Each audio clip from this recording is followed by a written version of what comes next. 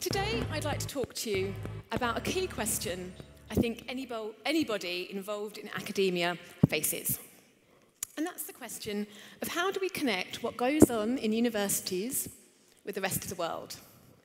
And why is this something that is really important for us to do? My interest in this stems from having spent all of my adult life either studying or working in academia. I sometimes joke to people that I've been at university for 29 years. And sometimes, if I'm lucky, people laugh. Because of this, I know that people hold certain assumptions about me. One, my personal favourite, is that I am just like an eternal student. So just to clear matters up, I don't get 3 months summer holiday. The other is that I live in an ivory tower, completely detached from reality and out of touch with the real world. Now, if any of my students or colleagues is watching this, they'll know that my ivory tower is more like an ivory dungeon. I have a basement office with a view of a brick wall. But I take the point. With the emergence of things like Google, social media platforms, even TED Talks themselves, access to knowledge is becoming much more widespread. With this shift, knowledge can no longer be seen as the preserve of a privileged elite.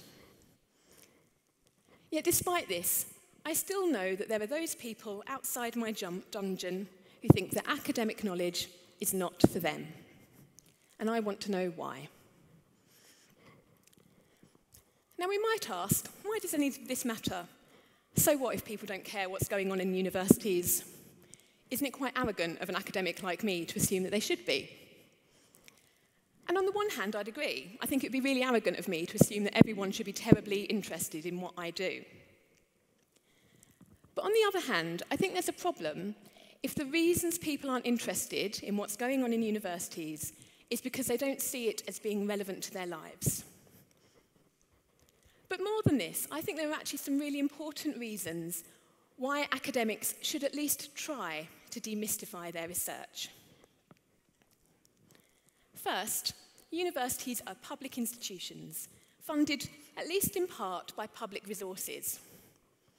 For me, there's a simple issue of public accountability here. I think academics have a responsibility to produce research that can be made meaningful and accessible to the general public. Secondly, I think it would improve everyone's knowledge and understanding of the world, including academics, if we could show how our research relates to things that matter to people in the real world. Third, an informed public enables academic knowledge to have a meaningful impact in the real world.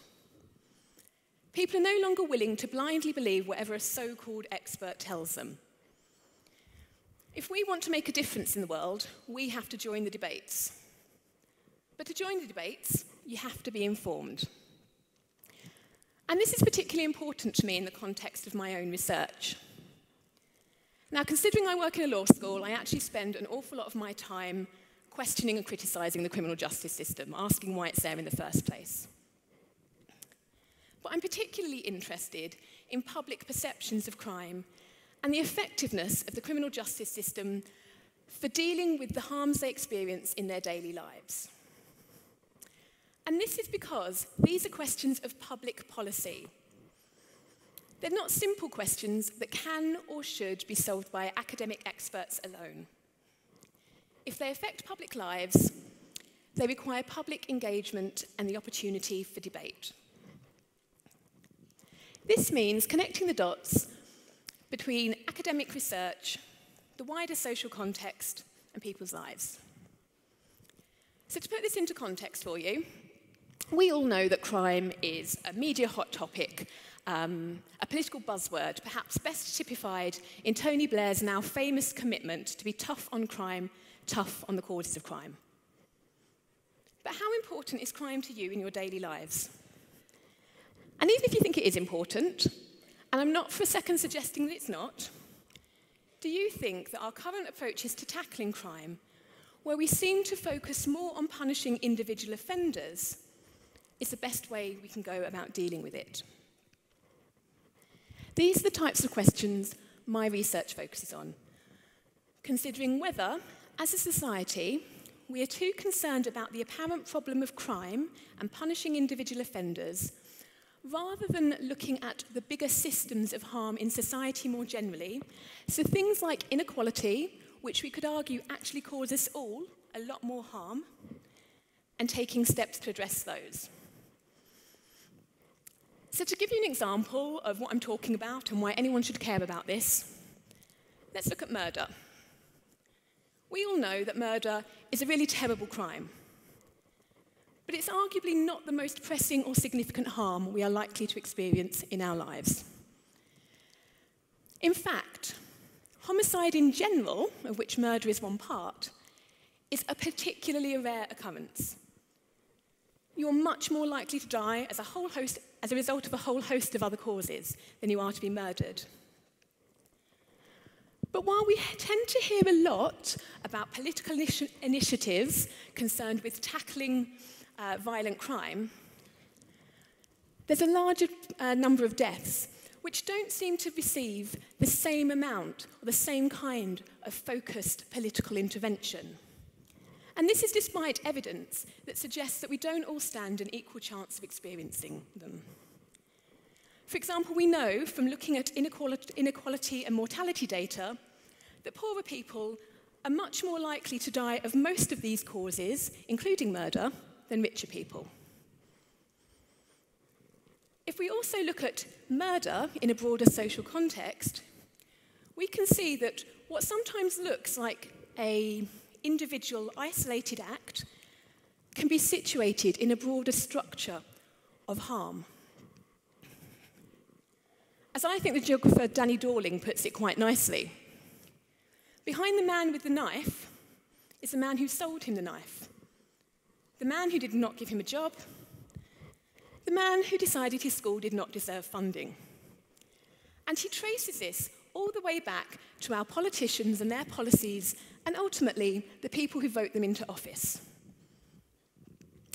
So whilst the criminal justice responses tend to focus on direct acts caused by the individual behaviour of individual criminals, the social harm perspective that I research encourages us to also consider the way in which those individual acts might be situated in broader structures of harm. One of the best experiences I've ever had as an academic was presenting this research at the Edinburgh Festival Fringe, the largest arts festival in the world. I took part in the Cabaret of Dangerous Ideas, and basically this involved a different academic every day coming along and presenting a dangerous idea based on their research to the public audience. With a healthy amount of trepidation, I signed up to this with my first show called When Harm is Legal. And in August 2013, an intense 50-minute discussion in a Spiegel tent between me and 10 strangers involved looking at why it is that we criminalise some forms of harm and not others. This largely ended up being a discussion about what to do with or to the bankers in the wake of the global financial crisis. And it led to the idea for my second talk, which I performed in 2014. Should capitalism be criminal? And I chose this title deliberately as a question to my audience.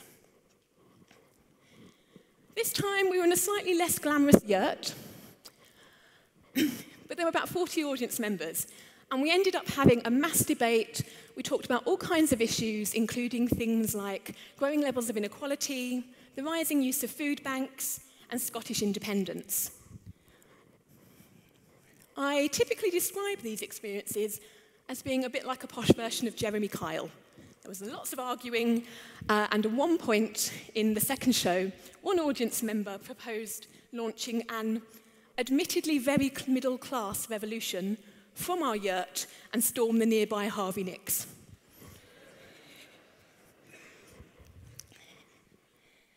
The experience was amazing, and it impressed upon me two things. First, I was struck by the apparent disconnect between expert discourse and public sentiments over current social problems. People seem genuinely frustrated at the perceived failure of experts to take seriously their concerns or outrage at things like the banking crisis or the rising use of food banks. The second thing was the way in which people still seemed quite hung up on blaming individuals for these problems, and seeing that blame as being the solution to the problems, rather than really questioning a system that allowed these problems to emerge in the first place. For me, this is a really good example of how public engagement can shape and inspire my own academic research. And it also made me realise that people out there in the real world, the general public, do care about the same things that I research in my daily life. So what's the problem? Why is it that people still have this view of academia as being stale and stuffy and not for them? I think a lot of it has to do with the way we do academia. To put this into context, I spent most of my PhD telling anyone who asked that I was studying xemiology as a utopian discourse. Possibly the best conversation killer I've ever had. But throughout their careers, academics get used to learning to present their ideas to other academics. Complex terminology means that self-referential conversation becomes a habit. And the effect of this is to create a sort of academic club. But you don't get to be in the club unless you've got some kind of idea of what everyone in the club is already talking about. But this is not an inclusive club, and it's not inviting to the uninitiated. And it also seems really disconnected from people's lives. For example, the words positivism, postmodernism, praxis, they don't all begin with P, all mean something in my club. But how often do you use those words in your daily lives? The problem is that the way we articulate knowledge isn't accessible to people who aren't in our club.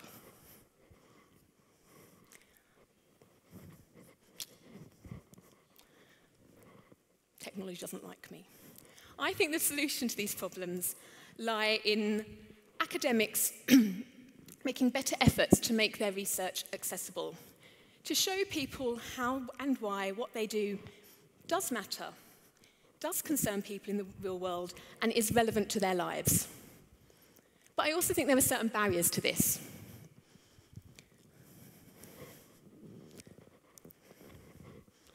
The first is that technology really hates me. The first is that these academic clubs, these exclusive habits, are just habits that universities and academics get into. Like changing your exercise regime, bad habits can be hard to break. Therefore, it's not really a surprise that these habits are stuck and they stick for a long time. Possibly bigger barriers, I think, have to do with the fact that doing this, particularly when technology hates you, is pretty terrifying. I'm quite happy giving a lecture to hundreds of students, but put me in front of an audience like yourselves, and I turn to jelly. Because that academic club, while it's really exclusionary to everyone else, is actually quite a nice, safe, reassuring place once you're in it. There are rules of the game, and people tend to play by them. So the worst thing that will happen to me in my club when I give a paper is that if people don't like it, they'll sit there and listen politely, and even if they hate what I do, the worst thing they will do is ask me a hard question and possibly shake their head in despair. But you guys are all a lot less predictable. And it might surprise you to know, but academics are scared of finding out that what you think they do isn't very interesting and is perhaps totally meaningless. Being trolled online or publicly ridiculed by opening yourself up to public scrutiny also discourages people. So why do it? Why put yourself through it? Because standing here in front of you, although it's terrifying, and I really am currently wondering why I ever signed up to do it, is also one of the most exhilarating things you can do as a researcher. It reminds you of what you do and why it matters to the real world. But part of the problem is that conventionally, when academics try to make their research accessible, they've done so in kind of conventional, one-directional ways. Usually it's an academic lecturing the public on what they think the public should know. Now, you might think I'm biased, but the label academic doesn't confine me to a particular perspective. I'm not a member of the academic clubs for maths and English, or philosophy, or physics. I think the whole point of what we're all doing in terms of developing our ideas should be to try to work together to build a better understanding of the world. And with the current growth of things like the internet and social media, the democratization of knowledge in a way we've never seen before begins to seem like a real possibility. It seems like now we really do have the means to start connecting the dots between what goes on in universities and the rest of the world. But I think we need to do more, because I'm aware that I am, in a sense, preaching to the converted. You're all here, by choice, listening to TED Talks. What we all need to think about is how we can make our research interesting and accessible to people who currently aren't engaging in it, and ask why they aren't engaging in it. Why don't they think it's for them? Is it because there's still this stigma of the ivory tower, and we need to shake that off, which we probably do? Or is it also that we need to think further about how we can engage people who have neither the means, in terms of the same resources, so money, time, as we do, or the inclination to engage in these things in the ways that we do. But imagine if we could increase the democratization of knowledge so that it did include more non-self-selecting audiences. Not only could this change the entire face of academia by making it more publicly accountable, it's also my strong belief that it would give the public a stronger voice in setting the agenda in the first place. Now, wouldn't that be an idea worth sharing? Thank you.